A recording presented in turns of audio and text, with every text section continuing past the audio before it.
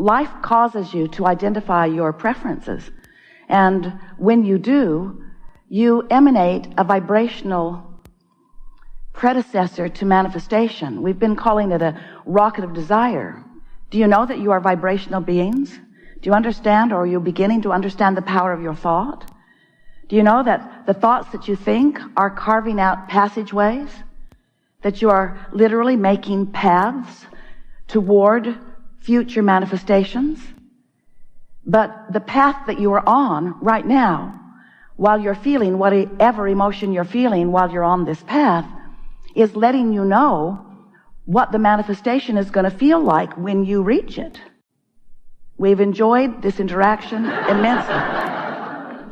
Well, that really is what the creative process is, because as you stand in your now, whatever you are giving your attention to is causing you to offer a vibration.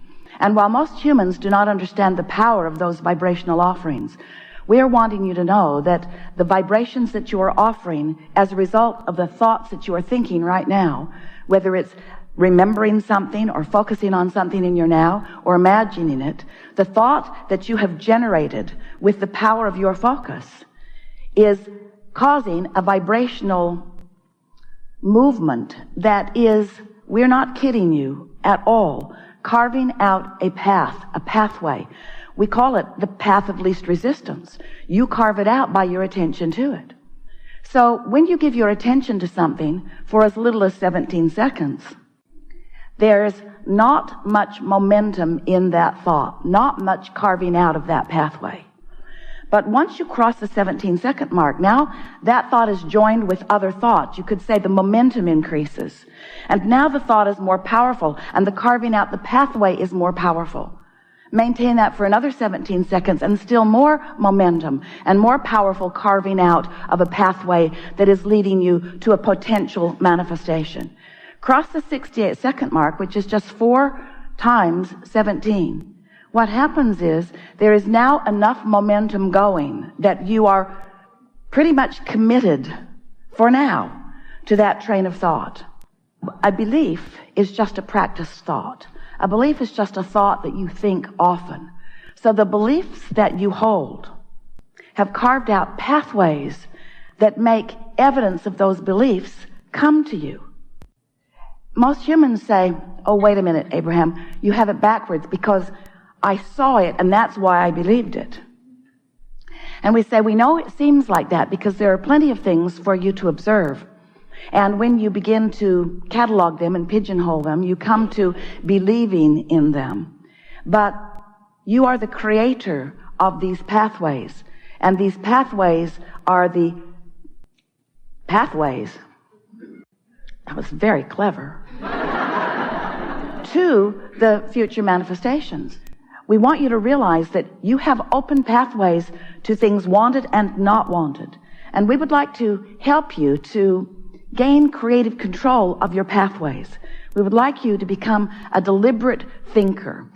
But in order to do that, you have to understand how the process works. Over the years, we've offered a lot of different analogies to help you get your thoughts around this vibrational world, because you live in a very see it, hear it, smell it, taste it, touch it world. And what you translate with your physical senses is so satisfying to you, you're really, at least in the beginning, not that excited to hear about the vibrational world that really is what is happening. So we explain to you that your emotions help you to know what your vibrational frequency is. But it's not just what your frequency is. It's not just what your vibrational offering and therefore rendezvousing with things like it is. It's your vibrational frequency in relationship with the frequency of your true heart, with the frequency of your true desire, with the frequency of your most expanded beingness, with the frequency of the source within you. So we want you to realize that because of the frequency, the vibrational attitude, you could say, or mood of the source within you, when you feel anger towards someone, you launch a rocket of more love, because every subject is really two subjects, wanted and lack of it. That's the way this entire universe is. Whenever you know what you don't want, you know more clearly what you do want. And whenever you know what you do want, you know more clearly what you don't want. So what deliberate creation is identifying the difference between wanted and unwanted, and then focusing in the direction of wanted. That really is the simplest example of what deliberate creating is. When you are in a moment of feeling passion, you are so in sync with that part of you that there is no vibrational gap. You are tuned in, tapped in, turned on to that source energy.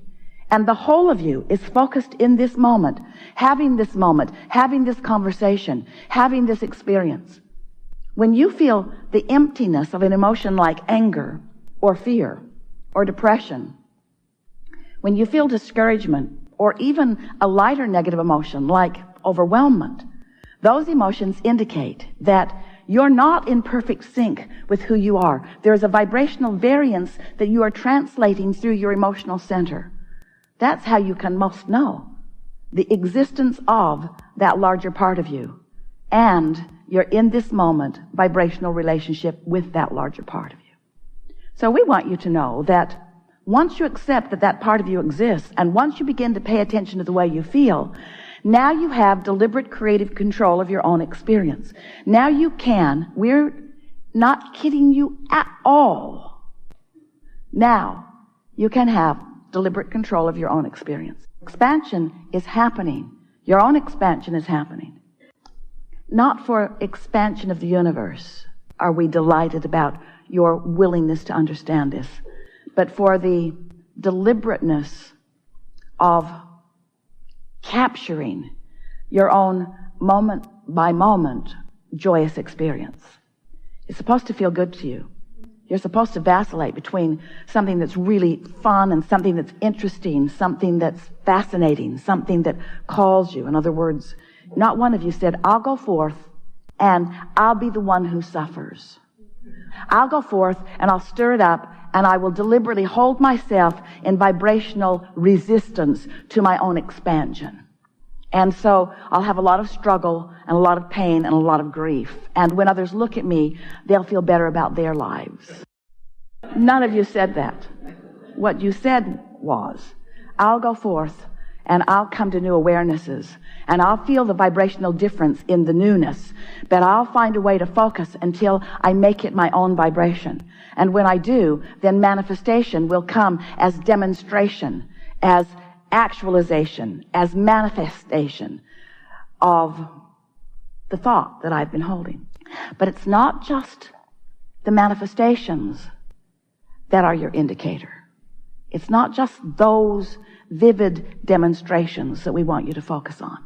It's the emotion in the moment, because the emotion in the moment is literally letting you know what pathway you're on. And the way you feel lets you know how you're going to feel when you get there. So, do you get the idea of this vibrational reality? So as we've been telling you the story of the vibrational reality, we have been calling it the vortex, the vibrational reality, the vortex of creation. Wrote a whole book about it. And we wanted to get your attention that as you expand, that we stand in your vortex, maintaining the frequency of what you've been asking for.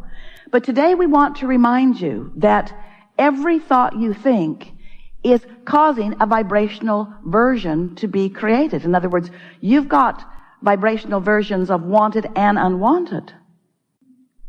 So let's say that you're disappointed in something. Doesn't matter how it came about.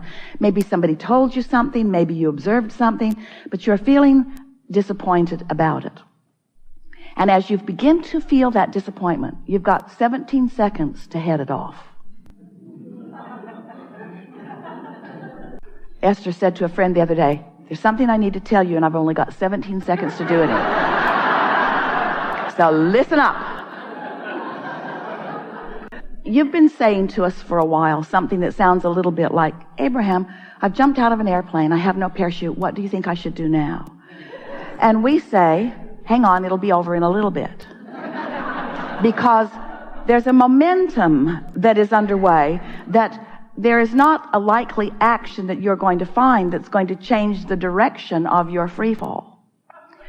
So a similar thing happens when you get this thought momentum going. So let's say that you have this thought, and with this thought comes this feeling, but you're not queued up, you're not determined yet, you're not really wanting yet to maintain control of your thought. And so you just let the thought unfold. And as it does, you add more to it. Law of attraction actually adds more to it. You begin to remember other things like it. And now you're off and running. And now you've crossed the 68-second point, and so it seems logical to you that you should call someone to discuss this with them. And you know exactly who to call, don't you? You know who to call.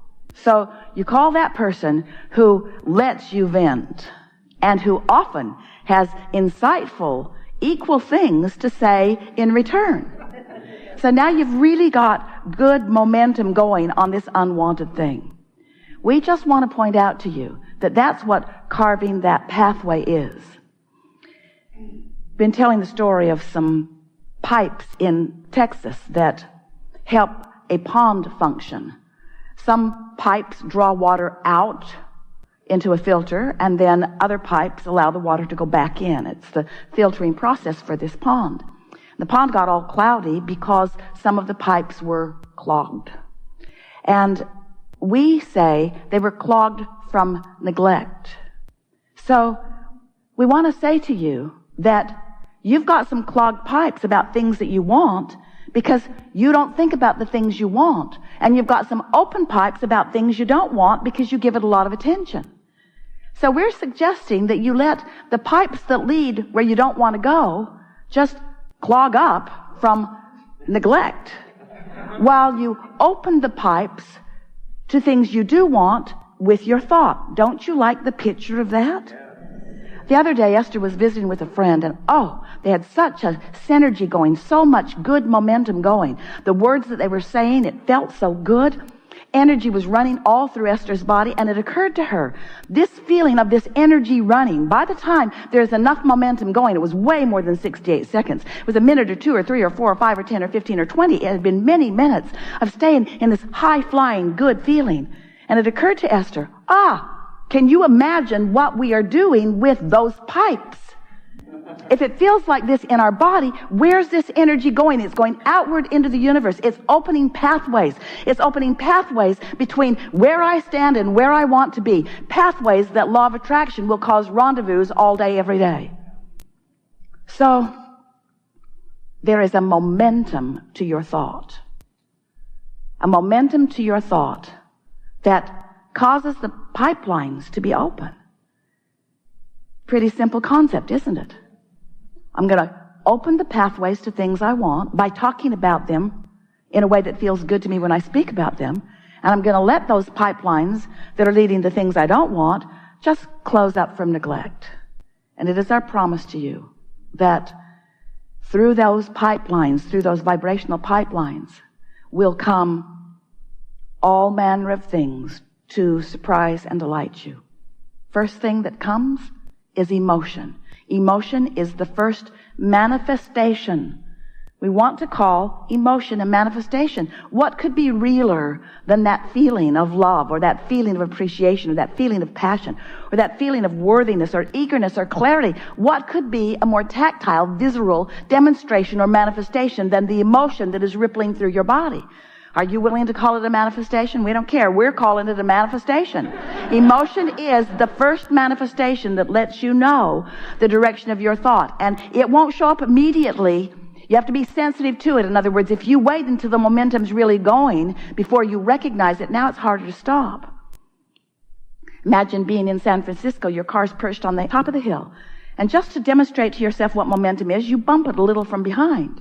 And then you come to your senses because you realize what's going to happen because you're smart. And you step right out in front of the car and it bumps up against you and nothing happens. You stop the momentum before it gets started.